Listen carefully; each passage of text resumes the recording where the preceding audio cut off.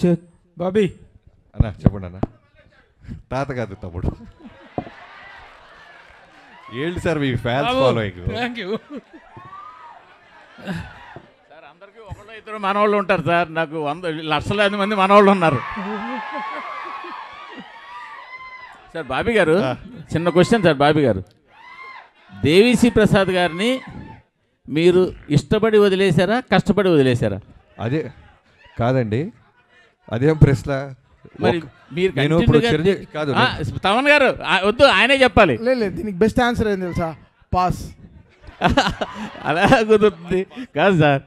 మీరు బలవంతంగా వదలాల్సి వచ్చిందా, లేకపోతే ఇష్టపడి వదిలేరా? కాదండి, నేను 6 సినిమాలు చేస్తే 6 హీరోలు మారారు. కాదు బాబీ గారిని నేనంత మాత్రాన ఇప్పుడు నేనే ఇబ్బంది పెట్టా బాబీ గారిని. ఎందుకంటే నేను మీకు కాంట్రవర్సీ కావాలని ఆయన ప్యాక్సో ఇస్తున్నారు. అది కాదు, మీకు తెలుసు. కాంట్రవర్సీ కావాలని ఆయన ప్రయత్నిస్తున్నారు. ప్లీజ్ కాంట్రవర్సీ కాదు, అది సరైన ఆన్సర్ ఇచ్చారు. నేను ఇష్టపడింది తమన్నా ఇప్పించారని చెప్పారు. కరెక్టే కదా. నన్ను తమన్నా దేవి అంటే నేను తమన్ అంటాను కదా, అలానే నన్ను అడిగారు తమన్నా దేవి అని తమన్నా నన్ను అయిపోయింది. అంతే కరెక్టే. మీరే అది కాంట్రవర్సీ ఏం కాదు. కాదు ఒక డైరెక్టర్గా నన్ను అడిగా నేను చెప్తా.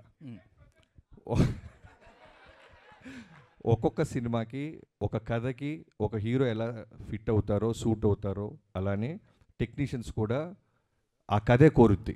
ఈ సినిమాకి తమన్ గారే కరెక్ట్ అని మీ టీం అందరూ భావించాం.